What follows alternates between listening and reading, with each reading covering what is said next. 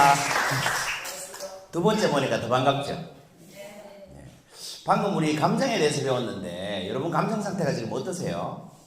아주 쉽게 여쭤볼게요. 1번 좋다, 2번 나쁘다. 좋습니까? 그럼 지금 여러분 표정은 좋은 것 같습니까? 나쁜 것 같습니까? 우리가 흔히 이런 얘기 하죠. 무표정하다. 좀 무표정하다. 나는 아무 표정 안 지었을 뿐인데 이런 얘기 하죠.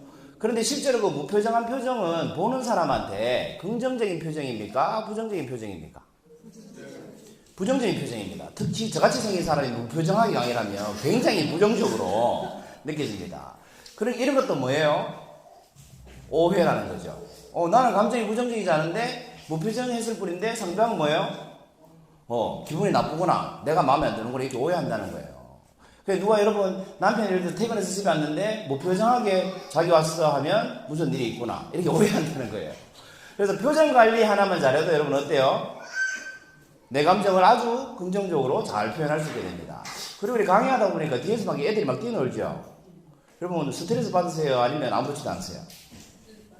아무렇지도 않은 척 하는 겁니까? 아니면 제가 그 달서구에 어린이 도서관에 강의를 하러 간 적이 있어요. 그 부모 자녀 같이 와서 특강을 했거든요. 특강하러 간 거예요. 2시간.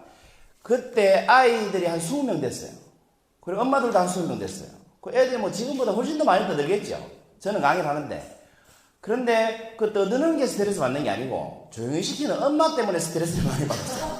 조용하니까 조용하라고 계속 펄펄 패고 앞에서 그 엄마 때문에 신경이 쓰여가지고 강의가 너무 힘들었어요.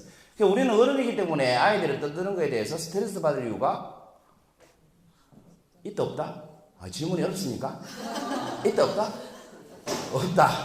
그러니까 여러분 편안하게 그냥 웃으시면서 들으시면 돼요. 근데 나이가 많으시고 좀 이렇게 지위가 높은 분일수록 잘 안 웃습니다. 제가 공무원 교육원에 강의하러 가면 시립 공무원들은 막 웃습니다. 대학생처럼. 그런데 5급 공무원 강의하러 가잖아요. 웃긴 웃어요. 어떻게 웃는지 아세요? 이렇게 웃습니다. 하하 이렇게 웃으면 되는데 이렇게 웃습니다. 그리고 한번 웃을 때마다 눈치를 봅니다. 사람들. 자기 뭐 이게 품위가 떨어질까 봐 걱정을 하는지. 그게 자유롭지가 않죠. 그러니까 여러분 그냥 편안하게 웃으시는데 눈치 볼 사람 있어요? 잘 보일 사람 있어요? 없죠? 그러니까 그냥 편안하게 우리 대화하듯이 지난번처럼 얘기하시면 돼요. 지난번보다 머리가 좀 작아진 것 같지 않아요?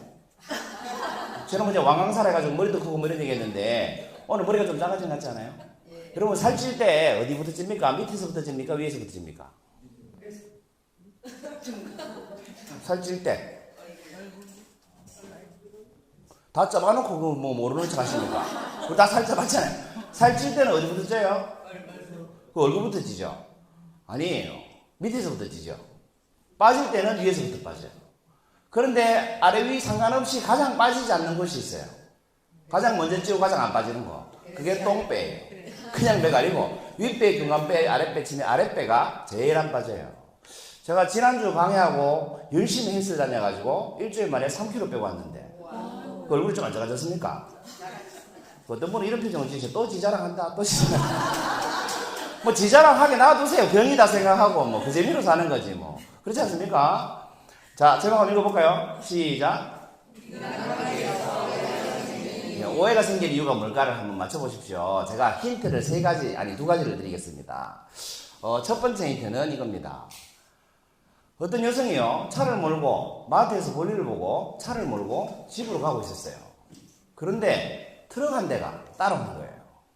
그래 방향이 같은가 보다 하고 가는데 이 트럭이 계속 따라오는 거예요. 좌회전에도 따라오고 우회전에도 따라오고. 그래서 신나게 도망을 가봤어요. 속도를 내가지고. 그러니까 이 트럭도 속도를 내서 막 따라오는 거예요. 무섭죠?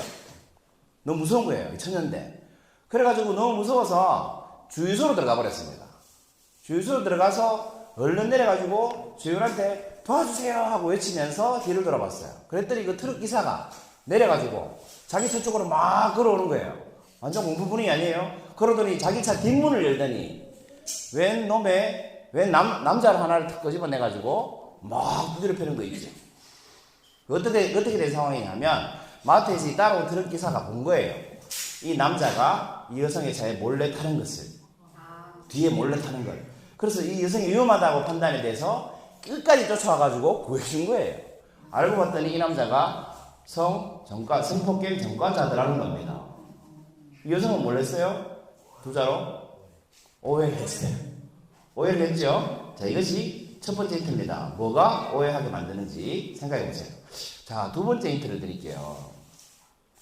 한 젊은 청년 사업가가 있었습니다. 성공했어요. 젊은 나이에. 그래서 뭐 최고급 세단을 몰고 도로를 이렇게 막 달리는데 갑자기 어디에서 돌멩이 하나가 날아와가지고 차 앞유리에 팍 박혀버렸어요. 금이 쫙 깎였죠. 화가 날까요, 안 날까요? 금방 뽑은 차예요. 내려가지고 보니까 한 소년이 자기 차에다가 돌멩이를 던진 거예요. 그래서 그 소년의 멱살을 붙잡고 무슨 짓이냐고, 엄마 어디냐고 막 이렇게 화를 냈습니다. 화를 냈더니 이 소년이 이렇게 얘기하는 거예요. 죄송해요. 그런데 제가 만약에 돌을 던지지 않았다면 우리 형이 지금 휠체어에서 굴러 떨어져가지고 위험한 상황인데 구해줄 수가 없었을 거예요. 제가 아무리 차를 세워도 아무도 차를 세워주지 않았어요. 도움 요청하려고. 그래서 어쩔 수 없이 돌을 던졌어요. 죄송해요 아저씨. 그러더라는 겁니다. 그래서 이 젊은 사업가가 더 이상 화를 내지 못하고 이 형을 휠체어에 다시 태워주면서 다짐을 했대요. 속으로. 두 번 다시 이 깨진 유리창을 갈지 않겠다. 왜냐하면 이 깨진 유리창을 볼 때마다 내가 어려운 사람이 있으면 도와줘야지 하는 마음을 잃지 않기 위해서 라고 하고 사람들을 많이 도와주면서 살았대요. 이 젊은 사업가는 무슨 오해를 했습니까? 소년이 자기 차 유리깨 이유에 대해서 오해를 했죠. 그렇죠? 자, 두 가지 오해 사건을 말씀드렸습니다. 인간관계에서 오해가 생기는 이유가 뭘까요? 이 정도 듣고 아시면 굉장히 스마트하신 거예요. 아시겠는 분 선물 드립니다. 네, 선물에 관심도 없고 맞추고 싶지도 않고 그렇습니까? 그래서 제가 결정적인 힌트를 하나 더 드리겠습니다. 결정적인 힌트. 이 나그네의 모습으로요, 천사 2명이 세상에 내려왔어요. 그 세상에 사람들이 어떻게 사는지 이렇게 살펴보러 온 거예요. 시찰하러 왔다 그러죠. 시찰하러 왔어요. 그 천사 2명인데 한 명은 좀 나이가 많고 한 명은 좀 젊은 천사였어요. 그 시찰하다 보니까 어디 잘 데가 필요하잖아요. 나가는 인간의 모습으로. 그 나가는 모습으로 잘 데가 필요해서 한 큰 부잣집에 갔습니다. 큰 부잣집에 가서 재워달라고 하니까 이 부자가 아주 거만한 표정으로 그 빈방이 엄청나게 많았는데도 불구하고 자기 집 지하에 헛간의 특징이 뭔지 아세요? 문이 없다는 거예요. 창고는 문이 있는데 헛간은 문이 없어요. 그 헛간에 이 부자리도 안 펴주고 그냥 자락한 거예요. 젊은 천사가 막 화가 난 거예요. 우리를 이렇게 푸대접할 수가 있나. 천사한테 사실을 얘기해버리니까 막 이게 화를 내는 거예요. 그래서 투덜거리면서 자는데 이 자려고 보니까 벽에 구멍이 나 있는 겁니다. 그런데 이 나이 지긋한 천사가 그 구멍을 정성 들여가지고 막 메꿔주는 거예요. 그 젊은 천사가 또 한마디 하겠죠. 아니 우리한테 이렇게 푸대접하는 저런 사람한테 뭐 때문에 이런 일을 베푸냐고, 이렇게 좋은 일을 하시냐고. 그랬더니 이 천사가 뭐라고 했을까요? 이렇게 얘기를 했어요. 보이는 것이 다가 아니다. 이 말밖에 안 하는 거예요. 좀 답답하겠죠, 젊은 천사가. 그리고 다음날 아침에 새벽같이 일어나가지고요, 또 하루 종일 세상을 실천하고 이제 잠을 잘 때가 필요했어요. 그래서 다음날에는 이렇게 좀 못 사는 집에 자리를 청하게 됐습니다. 부부 둘이 살고 전 재산이 소 한 마리인 집에서 이제 잠자리 요청을 하게 됐어요. 그래서 좀 재워달라고 했더니 이 부부는요, 자기들이 자는 방이 있죠. 그 방을 내주고 이 부부는 다른 흐름한 곳에서 자더랍니다. 너무 감동을 받았죠. 그런데 그 다음에 눈을 딱 떠보니까 그 집의 전 재산이 뭐라고요? 소 한 마리. 그 소가 죽어버렸다는 겁니다. 그래서 젊은 천사가 또 막 화를 내는 거예요. 나이 드신 분 천사한테. 아니 어제 그 부잣집은 말이야 우리한테 푸드집을 했는데 정성스럽게 병 메워주고 오고 오늘 이 두 분은 말이야 우리한테 이렇게 정성을 다해서 대접을 잘 줬는데 그 전 재산을 죽게 만드냐고, 당신이 천사 맞냐고 막 이렇게 따졌어요. 그랬더니 그 나이 지긋한 천사가 똑같이 얘기합니다. 뭐라고 얘기했을까요? 보이는 것이 다가 아니다. 왜 이렇게 말했을까요? 전날 부잣집에서 벽을 메워준 이유는 그 벽에 틈을 탁 보니까 금은 보화가 가득한 거예요. 쉽게 말하면 금광이었던 것이. 그래서 그 주인이 발견 못하게 하려고 메운 거예요. 그리고 다음날 가난한 집에 소가 죽은 이유는 새벽에 저승사자가 왔대요. 이 집에. 그래서 그 아내의 목숨을 데려가려고 왔다라고 하더래요. 그래서 밤새도록 협상을 해가지고 대신 소 데려가라. 그래가지고 소를 데려간 거랍니다. 그러면서 보이는 게 다가 아니니까 보이는 것만 보고 판단하지 마세요 하고 이 젊은 천사를 가르쳤다고 합니다. 이게 결정적인 힌트입니다, 여러분. 자, 인간관계에서 오해가 생기는 이유가 뭘까요? 답 다 가르쳐 드렸잖아요. 뭐예요? 그렇습니다. 보이는 것이 다가 아니다라는 것을 깨닫지 못했기 때문에 오해가 생깁니다.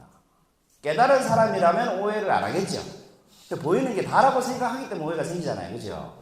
그래서 보이는 게 다라는 것을, 다가 아니다라는 것을 깨닫지 못했기 때문에 오해라는 것이 생기는데, 더 중요한 건 뭐냐면, 여러분 이런 그림 보신 적 있어요? 이게 신기루라는 겁니다. 신기루가 뭐예요? 흔히 사막의 신기루 이런 얘기 많이 하죠. 그 신기루라는 건 뭐냐면 실제 있지 않은데 있는 것처럼 보이는 걸 신기루라고 해요. 그게 사막 같은 경우는 이제 지열이 굉장히 심하잖아요. 그럼 땅에서 올라오는 열기와 태양의 빛이 굴절돼 가지고 이렇게 없는 것이 있는 것처럼 보이는 현상, 아니면 더 멀리 있는 것이 가까이 있는 것처럼 보이는 현상을 신기루라고 해요. 신기루가 뭔지 까먹으셔도 돼요. 아무튼 없는데 있는 것처럼 보이는 게 신기루예요. 이게 중국에서 2011년도에 실제로 찍힌 사진인데 이게 물리입니다. 물리에 없는 도시가 이렇게 나타난 거예요. 이런 걸 신기루라고 하죠. 그 다음날 내가 묻고, 원래 없어요. 없는데 다른 지역에 있는 도시가 태양빛이 굴절돼 가지고 물 위에 도시처럼 이렇게 나타난 거예요. 그게 사진을 찍은 게 이 사진이에요. 이런 걸 신기루라고 합니다. 여러분 같이 읽어보세요. 시작. 그렇습니다. 인간관계에서도 신기루를 볼 때가 있습니다. 아주 단순하게 얘기하면, 제가 이제 강연을 다니면서 강의를 하러 무대에 딱 서보면 표정이 어두운 분들이 있죠. 그 신기루를 보고 있는 거예요. 왜냐면 그분들이 감정이 어두운 상태가 아니거든. 그런데 표정이 어두운 거예요. 그 신기루를 보고 있는 거지. 보이는 것만 보고 판단하니까. 가짜를 보고 진짜라고 착각하는 거예요. 그리고 강의를 해보면 이 초보 강사수는요, 안 듣는 분들이 한 분이라도 있잖아요. 그럼 긴장해요. 그 한 분을 듣게 만들려고 무지장 애를 써요. 그 100명 있는데 한 명이 안 들으면 그 한 명 때문에 강의를 망쳐요. 신경 쓰여가지고. 그 신기루를 보기 때문에 그래요. 그런데 베테랑 강사수로 100명이 앉아있는데 한 명만 듣잖아요. 99명이 안 듣고. 그럼 그 한 명 보면서 강의해요. 제가 지난주에 그랬죠. 한 명 안 쳐놓고 강의했다고. 9시간. 반 명은 안 온다고. 한 명만 들어주면 그 한 명을 위해서 강의하면 되는 거예요. 들어주는 사람 한 명이 있다는 걸 봐야지, 안 들어주는 사람 99명을 볼 필요가 없죠. 왜냐하면 안 듣는 사람은 나한테 아무것도 안 해주거든. 근데 듣는 한 사람은 뭐라고 해요? 감사하다는 말이라도 해주거든. 이런 게 인간관계에서의 신기루예요. 그렇지 않습니까? 그래서 이 인간관계에도 신기루를 볼 때가 있는데, 보이는 것이 다가 아니다라는 것을 깨닫는 방법이 뭐냐를 아는 게 중요하지 않겠습니까? 그래야 우리가 오해하지 않고 살지 않겠어요? 뭐겠습니까? 두 가지인 것 같아요. 질문하고 공감하기. 오해하지 않으려면 제가 처음에 무대에 올라서 여러분한테 뭐라고 했어요? 여러분 지금 감정 상태가 안 좋으십니까? 이렇게 물었죠. 여러분이 뭐라고 하셨어요? 까먹었어요? 뭐라고 하셨어요? 좋아요 하셨죠? 기억이 안 나십니까? 다시 뭐라고 하셨어요? 지금은 애매한가 보다, 감정이. 지금 감정은 애매합니까? 다시 리와인드 해가지고 다시 물어볼게요. 여러분 제가 무대에 올라서 뭐라고 했어요? 감정 상태 어때요? 물었죠? 여러분 뭐라고 하셨어요? 좋아요라고 하셨어요. 물어보면 오해하지 않죠? 좋아요라고 묻기 전에는 여러분 표정이 반은 안 좋았다면 좋아요라고 묻고 난 다음부터 다 웃으시더라고. 거기에서 뭐가 풀렸다? 오해가 풀렸습니다. 그 다음에 뭐예요? 공감해야 돼요. 여러분이 기분 좋으시니까 저도 기분 좋습니다. 이렇게 공감이 돼야 되는데, 좋다면서 표정은 왜 그래요? 제가 만약에 이렇게 얘기했다고 하면 기분이 나쁠 수도 있죠. 퇴근했는데 아내 표정이 안 좋지 않습니까? 그럼 대부분 남편 오해합니다. 밖에서 실컷 고생하고 왔는데 인상 쓰면서 인사도 안 하고. 이건 뭐예요? 신기루를 보고 있는 거예요. 사실은 반갑긴 반가운데, 눈물 날 정도로 반가운데 너무 힘들어가지고 표현할 기운조차 없어질 수도 있다는 거예요. 그렇지 않습니까? 그래서 질문만 하는 게 중요한 게 아니에요. 왜냐하면 기분이 어떠냐고 물었는데 기분이 안 좋아라고 했잖아요. 그 질문에서 안 좋은 건 알게 됐죠. 그럼 여기서 오해가 풀린 게 아니에요. 뭐가 안 좋은데? 나도 힘들어 죽겠는데. 이런 뭐예요? 전쟁이 되는 거예요. 공감을 안 해주면 오해가 도로 깊어진다. 그렇기 때문에 여러분 질문을 했으면 그 질문에 대한 답을 듣고 공감해 줄 알아야 돼요. 기분이 어떤지 얘기해봐. 기분 나쁘다고 했는데 도로 짜증을 내면 대답한 사람은 뭐라고 생각합니까? 묻기는 왜 묻냐고. 이런 생각이 들지 않겠어요? 그러니까 여러분 오늘 제목이 뭐였습니까? 10분 넘으면 힘들구나. 그러니까 인간관계에서 오해가 생기는 이유가 뭐예요? 보이는 것만 보고 판단하기 때문에 그래요. 보이는 것만 보고 판단 안 하려면 뭐예요? 보이는 현상에 대해서 물어보면 돼요. 물어본 다음에 상대방이 대답하면 어떻게 해? 그걸 공감해주면 됩니다. 그러면 오해 없이 살 수 있습니다. 오늘도 도움 좀 되셨습니까? 네. 46번째 행위 노트였습니다. 감사합니다.